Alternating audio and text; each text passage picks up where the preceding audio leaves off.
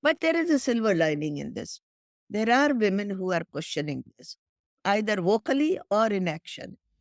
Welcome back to Witch Hunt Podcast. I'm Josh Hutchinson. And I'm Sarah Jack.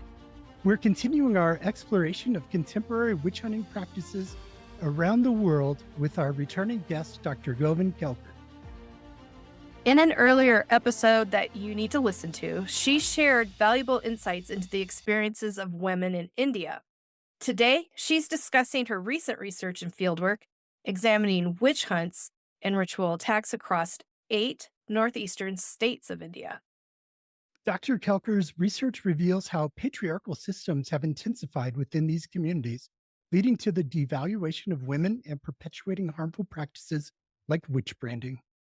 Her work uncovers surprising connections between economic development, cultural preservation, and gender based violence. You'll learn how capitalism has transformed gender dynamics in these regions, about the challenges facing activists working to create safer spaces for women, And how feminist movements might address witchcraft accusations while respecting indigenous rights and cultural autonomy. It's so good to have you back. Thank you for all that you taught us on your first visit. That conversation was a starting point for us as a podcast to look at India and to start looking at the different experiences happening there. So we really appreciate what you taught us on that episode. And we're so glad to have you here today to talk about your recent book. Can you please introduce yourself and tell us about your recent work? Well, my name is Govind Kelkar, and last year I completed a study of 8 northeastern states in India. So these states of North India, they are all indigenous peoples. I wanted to look at what is the system of witch hunts and harmful practices like tiger spirits, clan, which is a serpent kind of thing, which is supposed kept in rich person's houses, notional serpent, not real serpent. So this is the study that I did in the 8 states of India. And these 8 states include, let me go by alphabetically, Arunachal Pradesh, Assam, Manipur, Meghalaya, Mizoram, Nagaland, Sikkim, Tripura. These are the 8 states.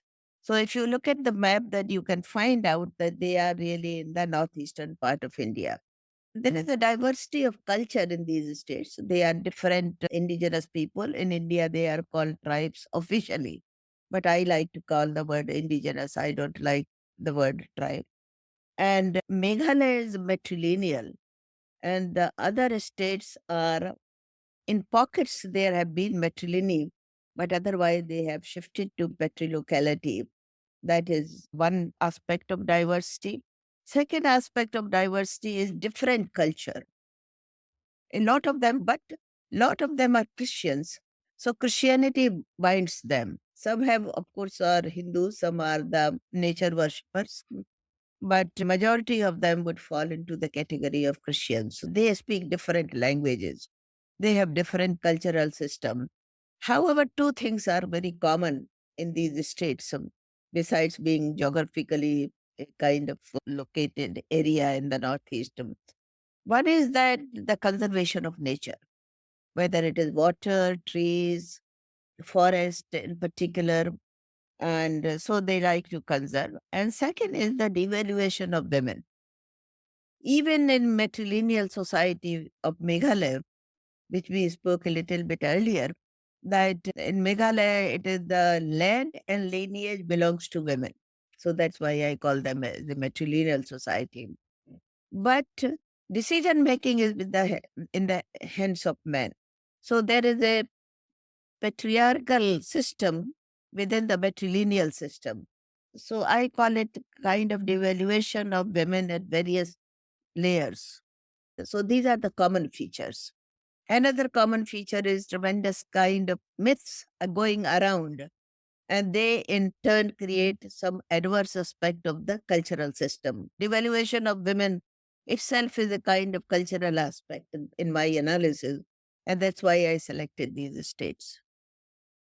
Thank you. Since we're talking about witch hunting and witch branding, can you refresh our memories on how a witch is defined in northeastern India? A woman or a man who causes harm to others. But I think 96%, less than 5% are men. So largely it is the women who cause harm to others, harm in the sense of causing illness, causing death, causing bad harvest, causing natural disasters. A woman is considered responsible for her acts during the night or this thing. The capsule definition is which causes harms to the society. And interestingly, they do harm only to their own community, not in general. So if I go there as a kind of non-indigenous, non-community person, then I won't be affected by it. Even a indigenous person from other state or from other tribe is not affected by it. So that causes harm to others within their own community. Today, we're going to talk about gender, culture, and capital, witch hunts, and ritual attacks across Northeast India. Why was it important to write this right now? But I have worked for nearly 30 years on the subject of witch hunts. So it started with one state, which is called Jharkhand in the central part of India. Now, I wanted to look, one of the primary objective was to look at the northeastern region of India, which is indigenous. The second is that they are economically better off than the rest of, not the rest of India, but the rest of indigenous states in India, indigenous peoples in India. They are, in terms of whether we call it literacy or education, they are mostly educated. This education has been provided to them by Christian missionaries. They speak, most of them speak not Hindi, which is the considered official language in India or national language of India. So for this region, I wanted to see this kind of cluster of indigenous people, whether they have the witch hunts or not.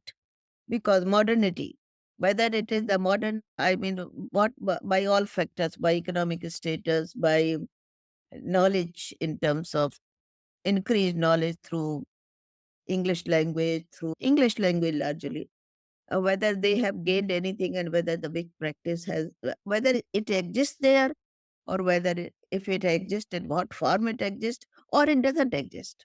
That is also I wanted to see whether the witch system is part of the societies which are not exposed to modernity. That was my purpose to and study that. And a lot of this modernity that you wrote about in this important work has to do with the development of capitalist systems. How have those systems helped to introduce this patriarchy into these communities? I find responsible two factors largely. One is the cultural roots within the indigenous society, for which people are very defensive. Anyway, I come on that later. So, cultural roots, I wanted to see culture and belief system was one thing that I wanted to look at from these states. Second was also, which is you say modernity, whether modernity in terms of these factors, education, economic development, all this, whether patriarchy has decreased or increased. And my analysis was that these cultural roots which were there, they have already, the, the base was there. And patriarchy gave a push, not a push, but a great push in terms of making it a kind of coming in a very bad form, bringing lot of brutality, lot of discrimination, lot of devaluation of women. So which were earlier used to be little bit kind of, there was a but bit of layer. It became a full blown kind of thing. When did push, this big push happen? What era? How long ago? I cannot say market forces were not there 50 years ago, but I looked at only the history of the 70 years since the India got free from the colonial rule of the British. And earlier they were very kind of warring tribes in Nagaland, for example. The villages would attack each other in order to take resources, establish their control on people, women and men, and on resources. So this kind of warring factions were there earlier. The British colonial system brought them in the formation of the bigger groups. And then subsequently they were created states and then they became part of the India. So India, it is our almost 70 years, 1947. So I looked at what kind of changes have happened.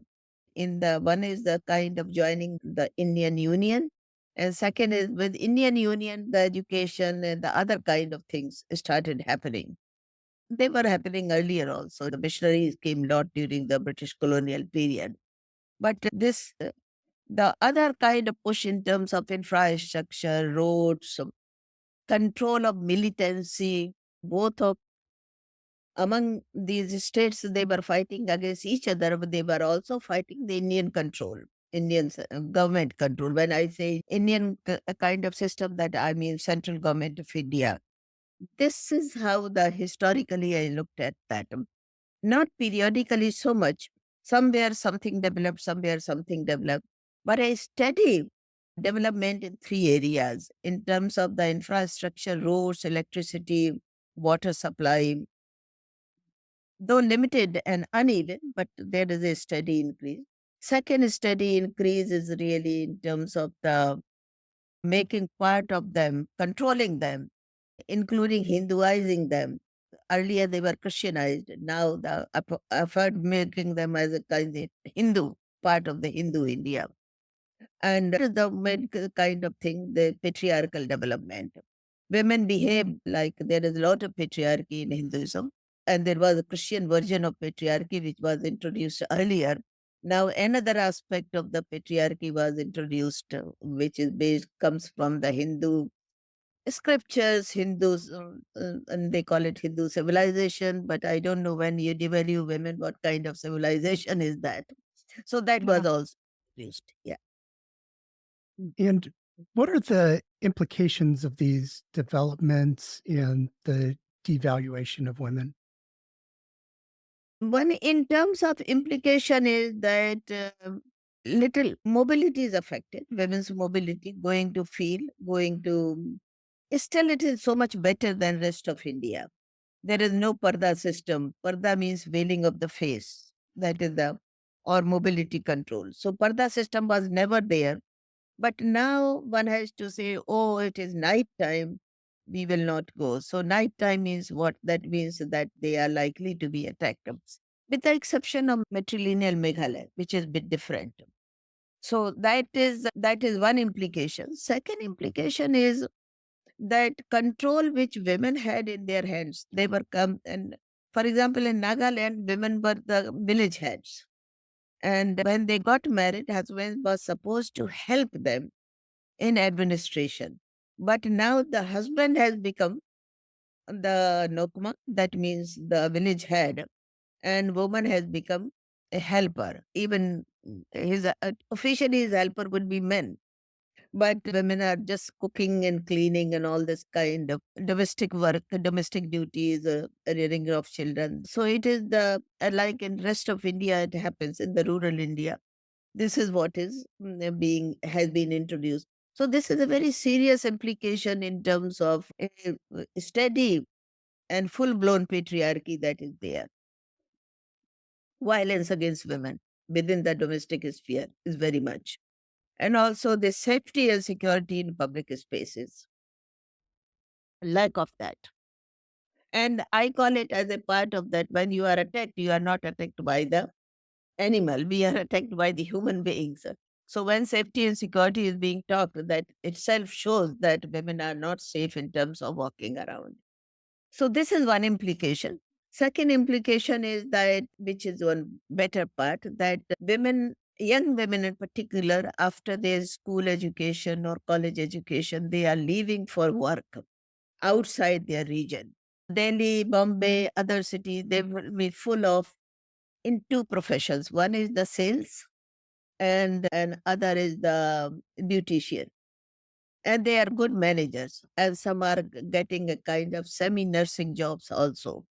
Not nurses in the medical system, but in the beauty place they would be doing the work, helping. I mean, helpers, but with good knowledge, and they are considered very honest working, hard working girls, so they are hired first. And since the middle class get attracted to them because of their ability to handle things, so and not fool around with the work time, and better manage things. So this is, I don't know, good aspect or bad aspect, but women's mobility outside, women's migration within the country has increased. And they don't want to go back also. And this, I don't know how it is going to lead in another 10 years. These are women who have boyfriends because self-arranged marriage system is there back home. And but they said that he's not doing anything. What's the point of going there? So by and large, young men are staying behind, and they have not taken this advantage of this getting job either within their region or outside the region, while women are doing that. So modernity is malcontents. That is one thing that is a kind malcontents in terms of patriarchy, but mobility is one aspect which is good. These women live together, they feel safer in terms of their own environment because they are working, they have some independence, financial independence. So they are very happy about that. Mm. So it's creating a new social culture for these women who are able to go do skilled Precisely. work. Yeah, precisely so. It is a new culture. And even when they go during Christmas time, they go for a month or 20 days, 3 weeks to 1 month, no, to 30 days. And in these kind of situations, they take a lot of money, lot of gifts to their families, and also provide some money on a regular basis. So they are supporting their family. So women are in terms of no longer as not as breadwinners, but a kind of participants in the breadwinning situation these young women are entering. Hmm. And probably that's why they are not going for any matrimonial alliance. But strangely, they don't like these men, young people from India. I have not come across anyone who has a boyfriend, young girl, a kind of in the society from North India where I live. And either they have it in back home, which they meet, maybe probably, I assume they meet because I once in a while I ask them from where they are and whether they have the boyfriends or whether they support their family. And they all say they support their family and they have a boyfriend at home, back home. And but nobody is going around with a kind of Indian men. Because they find them probably more mature than their own men. In these communities in Northeast India, what are the challenges that are being faced by women and activists trying to create safe spaces for women and challenge harmful practices like witch hunting? Strangely, witch hunting is still seen as part of their cultural systems. That lot of them they believe. So that it is the part of their indigenous culture. And it is not being attacked. Even from women who are outside that region, they also believe that yes, there are witches. And one question that I've been asking on a ad hoc basis, when you are in Delhi, because I live near Delhi, I said, when you are in Delhi, why the witch does not affect you? Do you think any person affected by witch? They said, no, this is not really, this is only in our region. But being this practice of our region is considered as a part of indigeneity. So there is a lot of, when you are fighting for your cultural system against a Indian state which is creating a Hinduization or system, Hinduized system, then you find that to save their system, lot of ills you manage. This is the a kind of diaspora situation that the diasporas I find general more conservative than the back home societies. They have gone somewhere, they have the same cultural system, they are not changing because all their efforts go in conserving their own culture. And I find the same thing in Northeast women who are working here. So the witch system as a challenge is not taken by the women. But there are some journalists, there are some university professors in this region, particularly in Meghalaya and Nagaland and Tripura. There is acceptance that this is not a good practice. This is, they call it part of superstition. They should get rid of this. This is a part of their cultures won't be get affected by this. I mean, they will be culturally strong. They will be more, quote, modern if they get rid of this system. So there is a bit of shyness about talking about this. There is a bit of also resistance to talk about that because they think that you are pinning down on something. As such, they are considered as the, quote again, backward people. And you are, by discussing this, that you are thinking that they are really backward. And so that is the defense comes up. That is happening. And this defensive attitude makes them not discuss openly about that this system needs to be changed, except in the few universities. And I think Assam, there is a student movement which took up this question. Then there are some other professors and one journalist in Shillong Times, that who is the editor of the Shillong Times. You can count them on fingers. How many people are there who are openly talking against the system? You discussed briefly how the capitalist development devalued women. What is the connection there to witch branding? How did that come out of the development? I interviewed about 171 total people from all these states. Maybe in total would be 20 men and rest of 151 would be the women. That is them. What I find that lot of cases, when go to the what are the factors that denounce them as witches, they are related to the question of land rights or property rights. So when women assert their right to own property or to have their share in the housing or in the agricultural land, they are denounced as witches. And they are denounced by the close relatives who would be the who would be next in line to succeed. So it would be the husband's brother's son, the nephew. The nephews are there though who would claim this property. So this greed for money, that at any cost you have to get some money, even at the kind of eliminating some people or killing some people. That is one thing that says the capitalist system. Second is this kind of modernity, which comes as a part of the capitalist system, has not really improved women's position. So that is, I mean, in terms of improving position means that they are not in the decision making. They are still considered dependent on men, with the exception of Meghalaya.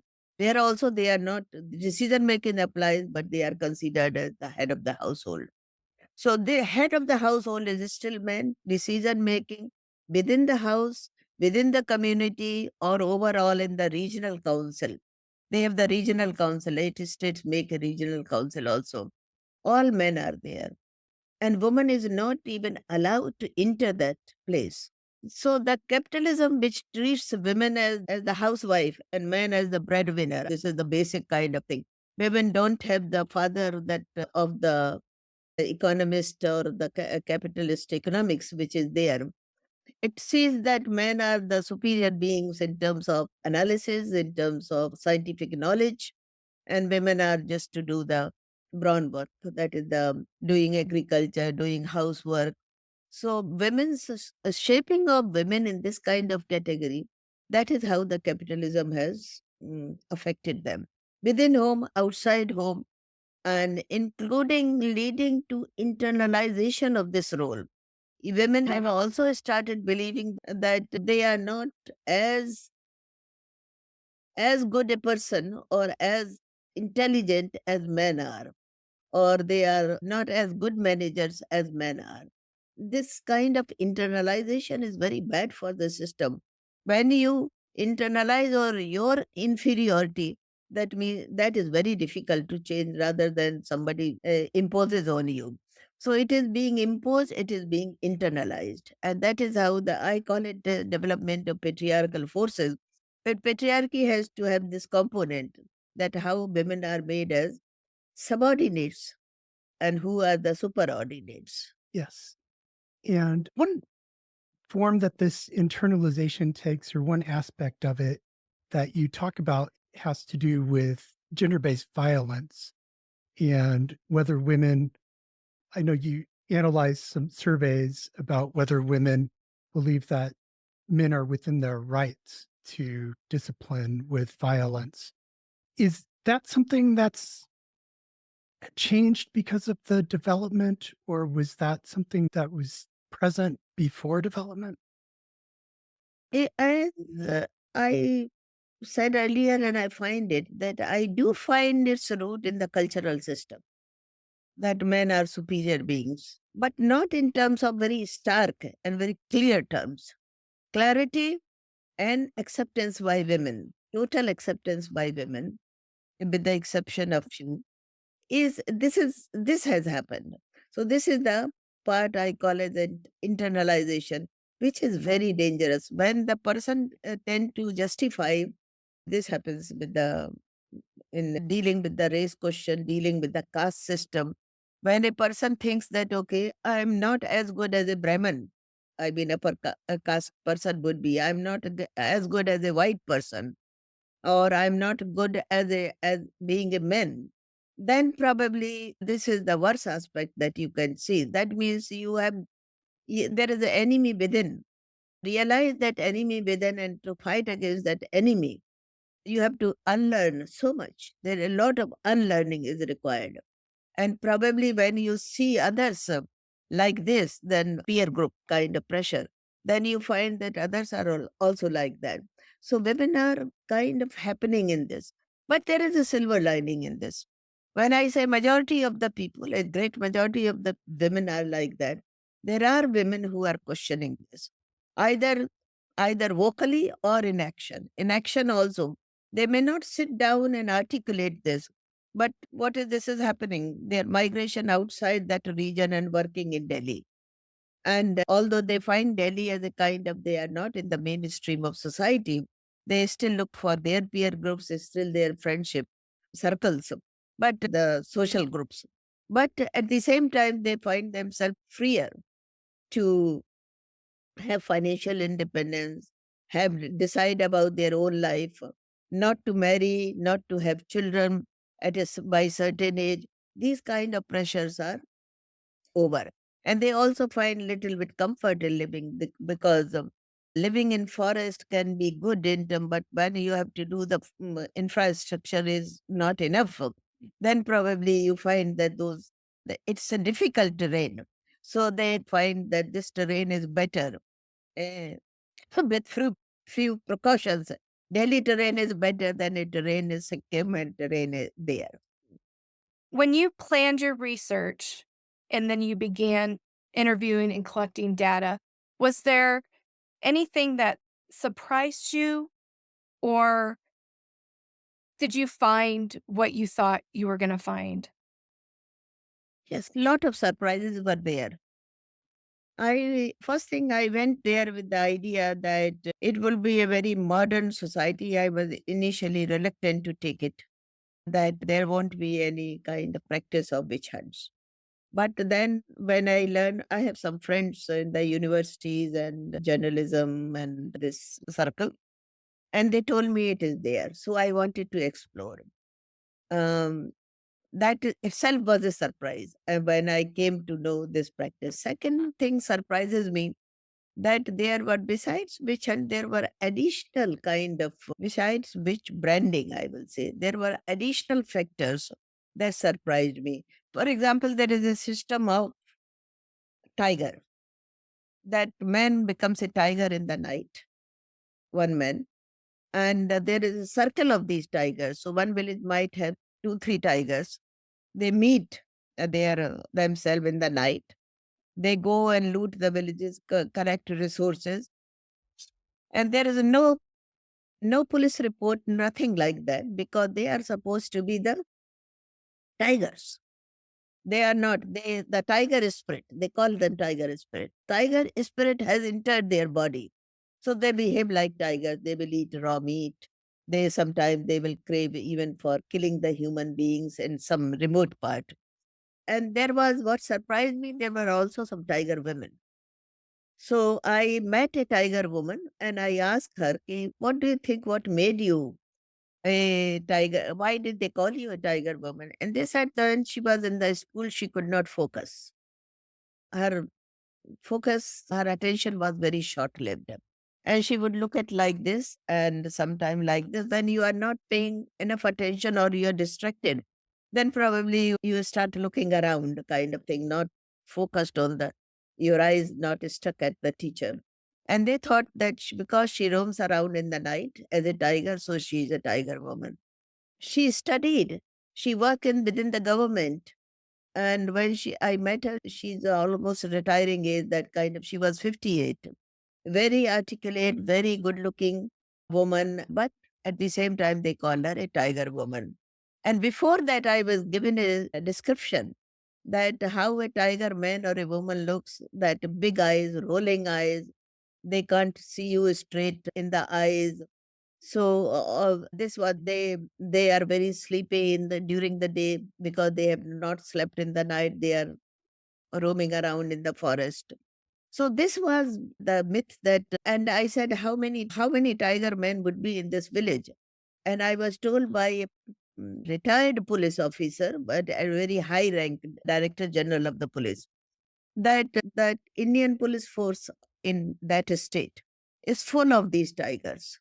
So they are considered as efficient, that you can track the criminals in the night who are part of this. So if you are a tiger man, you won't feel sleepy in the night. So this surprised me. Second thing that surprised me also was the question of how do you poison food by looking at that. So in Sikkim, for example, tiger men were there in Nagaland and also part in bit of other states also are joining. In Sikkim, there was a practice of ning, N-I-N-G, ning. And ning is the food poisoning. But this food poisoning can be that you eat only in the safe restaurant. So you can get food poisoning by if you eat by anywhere, by any stranger. For example, I can eat some sweets and then I had to eat first myself and then pick up kind of thing. Then I would offer to others. So this was also surprises me that food is not.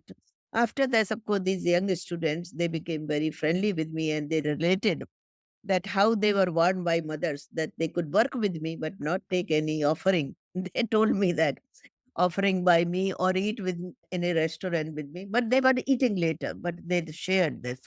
So this widespread thing about food poisoning, not because the food can be polluted, but food can be poisoned.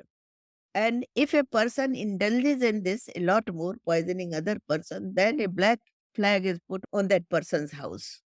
And lot of them are lot of them are these women who are the food poisoners. They cook and they serve and they market kind of food after processing it.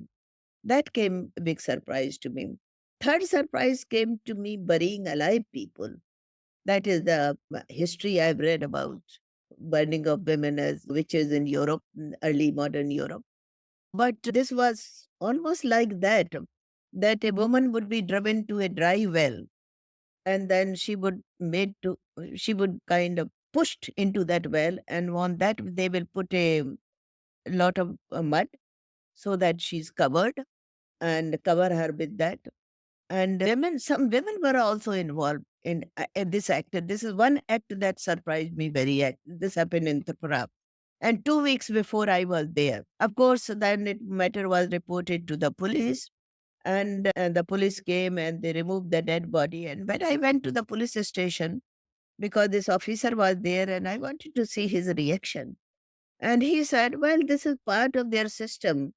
We have to have the penal measures, but they are not even punished for the murders in this case. Lot of the mob is there when they are done this, and that the mob is led by the close relatives. In this case, it was the husband's younger brother whose son was ill for 15 days fever and young child, he was 3-year old and he died. And as a result was that they thought that she has cast the spell. So she was pushed to the well. And after that, all the ritual ceremony was there. Even this woman who was killed like this, she has a 8-year-old son, and he was wearing a mourning dress, white and some kind of traditional dress. I was so amazed that, and everyone was talking coolly about that.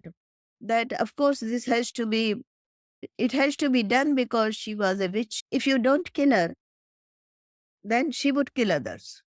So this is for your own safety, you are killing them. So this logic also surprised me. It repeatedly surprised me, kind of thing, that even in this modern kind of society, these things are accepted so easily. So these surprises came to me, this thing. And then women also believe, why women won't believe? Women also would believe in this. When she was pushed to the kind of well, there were a couple of women in that, and there were about 8 men and 3 women. So that is the this kind of woman pushing another woman, and this is seeking the acceptability that you have to be part of that system. Otherwise, they think that if you are not participating, you might be sympathetic to the witch, and they might have some witch element in yourself. That's why you are protecting her.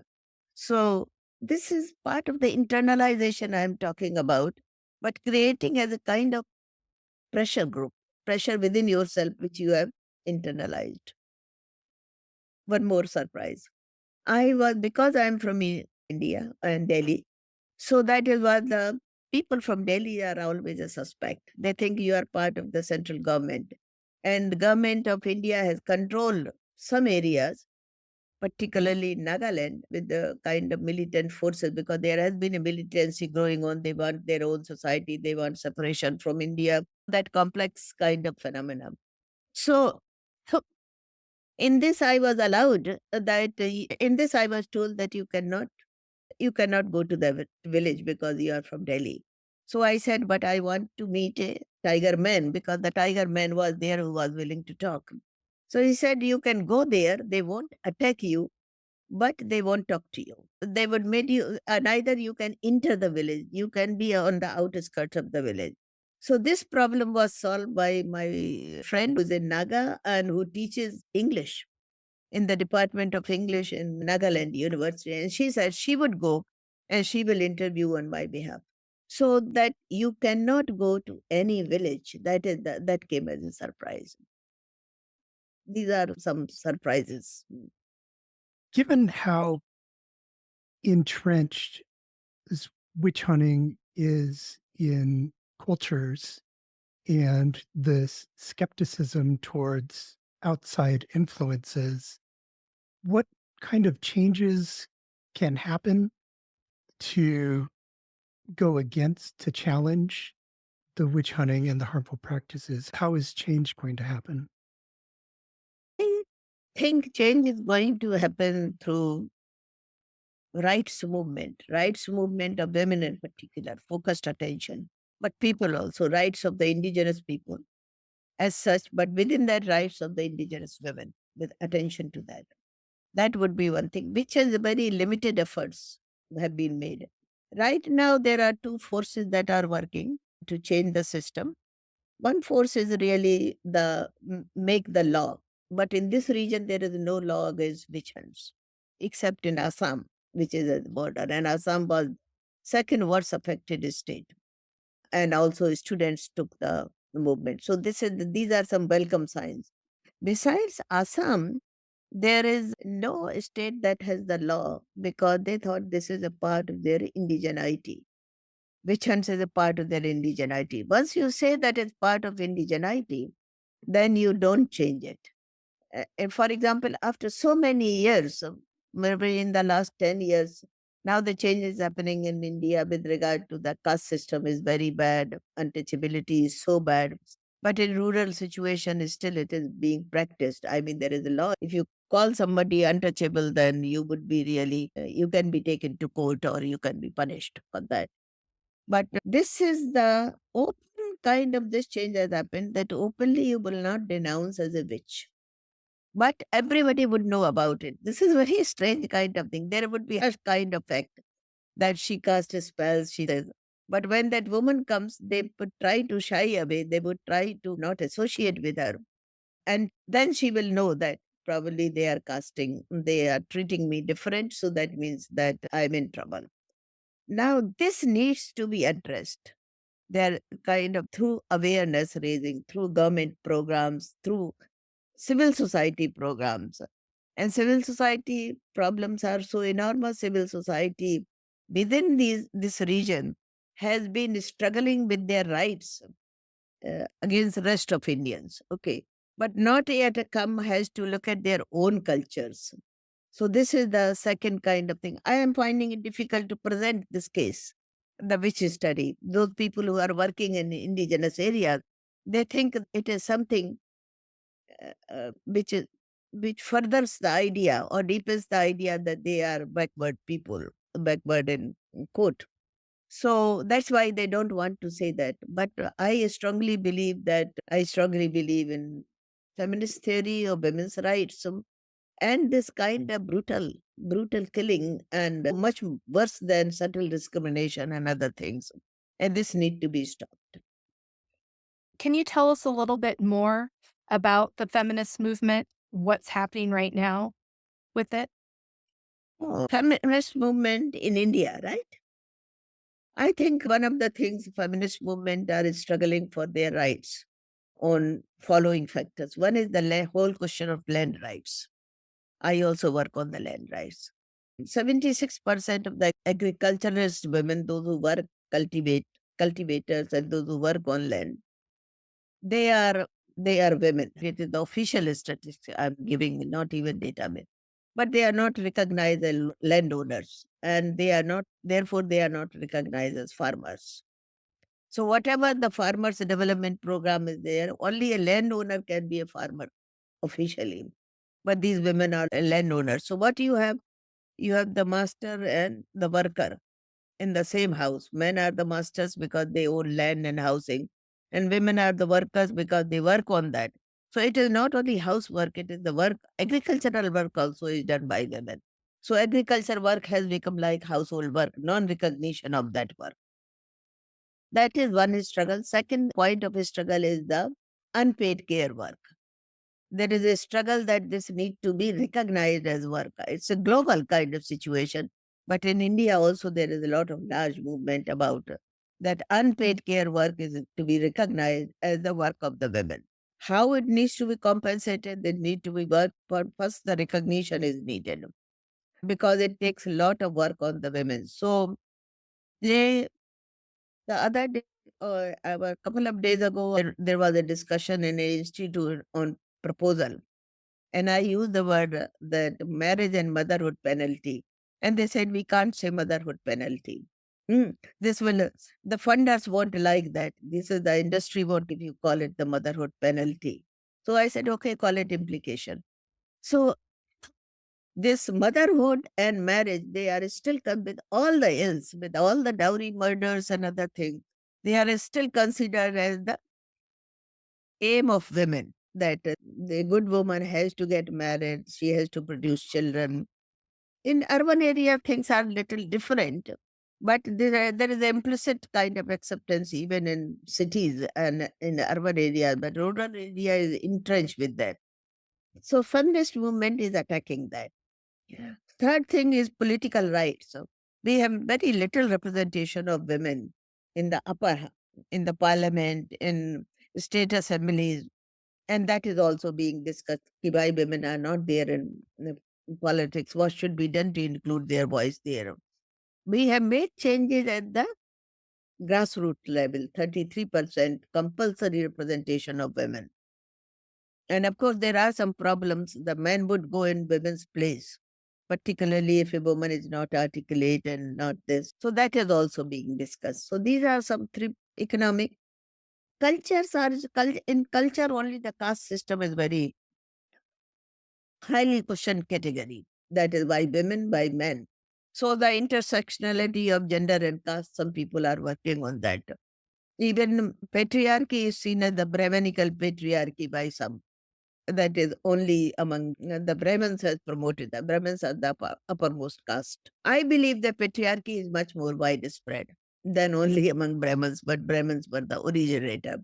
Purity, who talked of purity and pollution, let women get polluted during menstruation period, during childbirth, and all the so on and so forth. Feminist movement is quite vibrant in India. There, on the one hand, like same thing in Pakistan.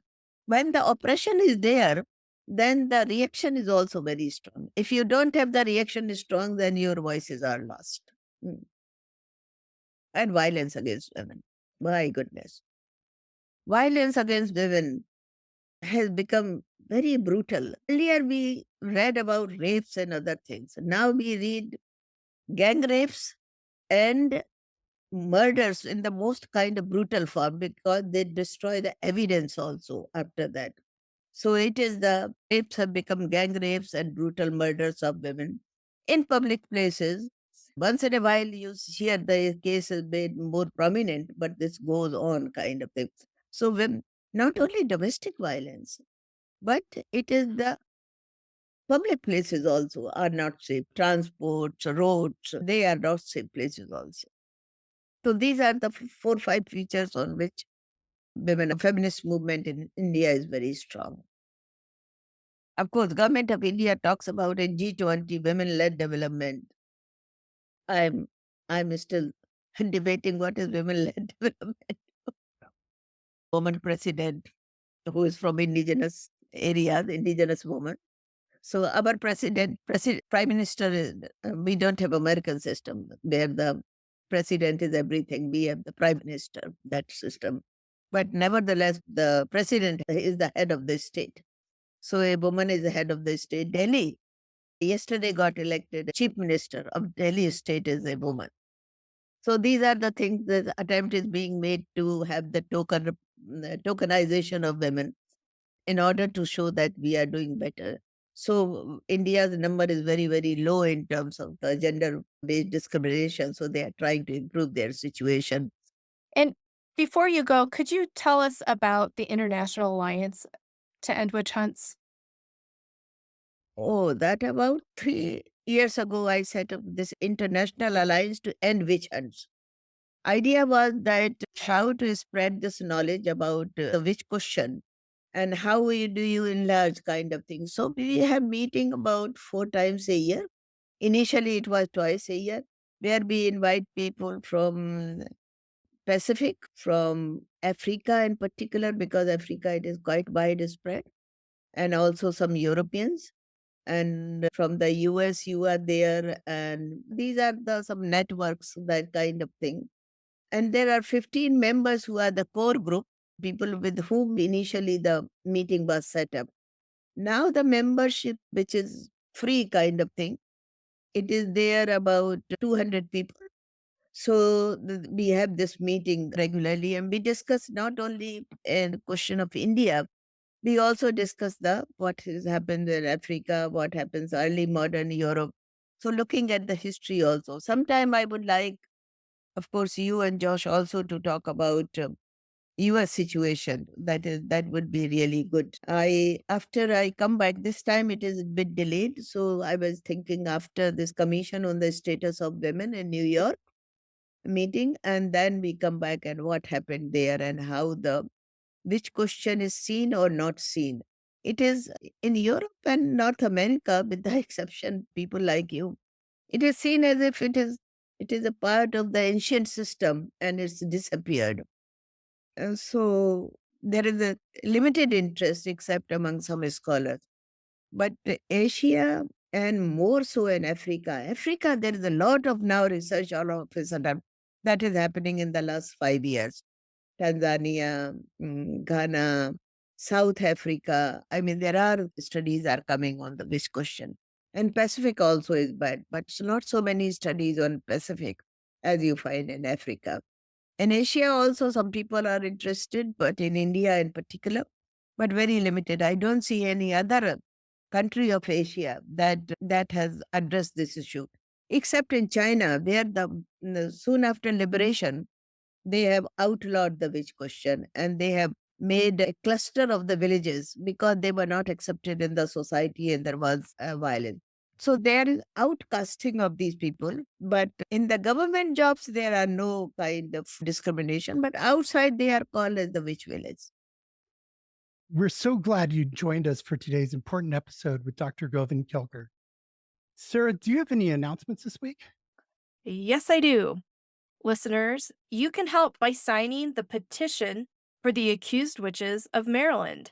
To show your support for their exoneration, please go to change.org/MD Witch Trials.